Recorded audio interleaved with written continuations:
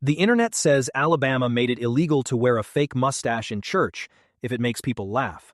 That story is fake. No statute number, no ordinance, no prosecution, just one extremely well-traveled mustache.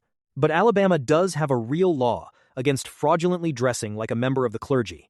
And somehow, that is not even the strangest thing in the code.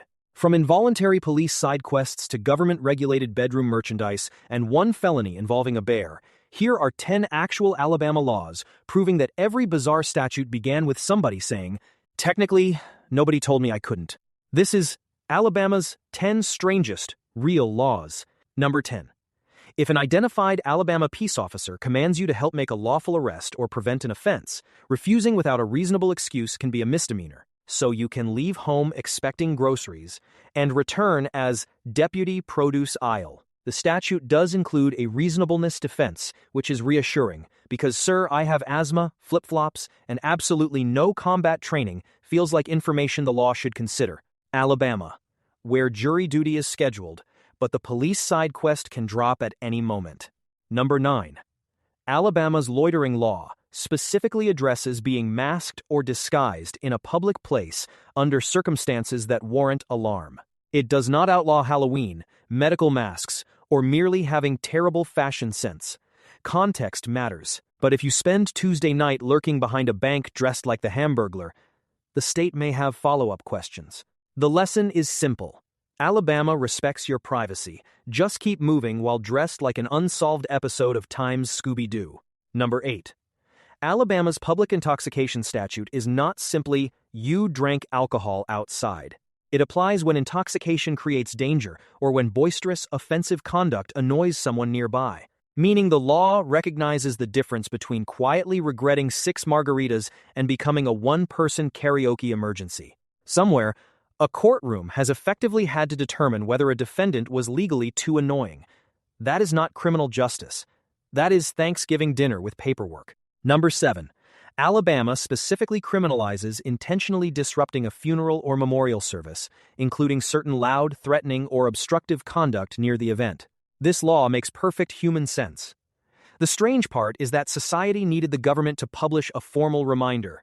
Please do not turn somebody else's funeral into your personal protest festival. If your behavior requires mourners to consult a distance requirement and a criminal code subsection, you have failed the world's easiest etiquette test. Number 6. In a public place, fraudulently pretending through clothing or outward appearance to be a minister, nun, priest, rabbi, or other clergy member can mean a fine and up to a year in county jail. The key word is fraudulently. A Halloween costume is not automatically a crime, but once you use the robe to collect donations or conduct discount confession behind a gas station, the joke has developed legal consequences. Alabama doesn't ban costume parties. It regulates unauthorized spiritual customer service. Number 5. Alabama's code still defines adultery as sexual intercourse with someone who is not your spouse while living in cohabitation with that person, when either person is married. It is listed as a Class B misdemeanor, so Alabama did not merely put relationship drama in a country song, it put it in Title 13A of the Criminal Code. Modern constitutional privacy rulings make enforcement highly doubtful, but the text remains, waiting like a jealous ex who still has a key. Number 4. Alabama law restricts knowingly distributing or offering defined sexual devices for money, although the statute contains exceptions and has accumulated years of constitutional litigation. To be clear, this is about commercial distribution, not police conducting surprise inspections of your nightstand.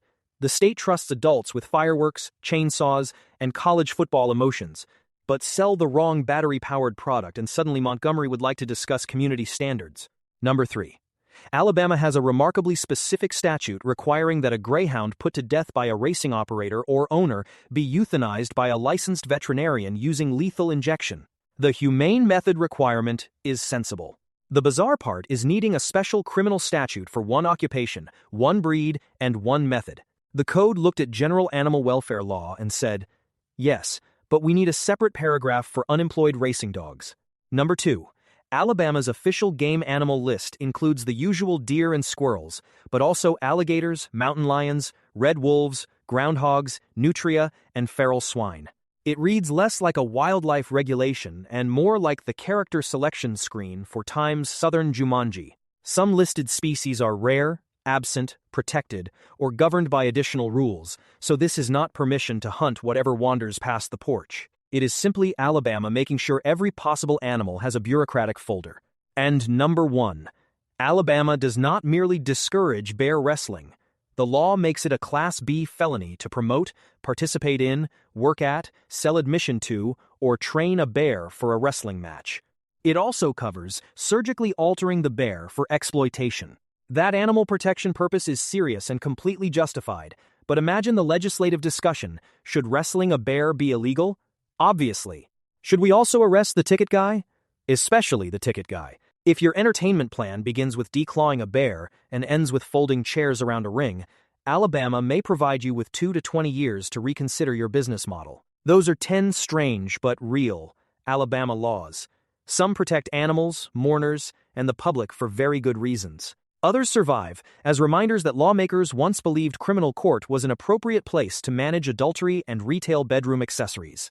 And remember, the fake mustache in church law is folklore. The fraudulent clergy law is real.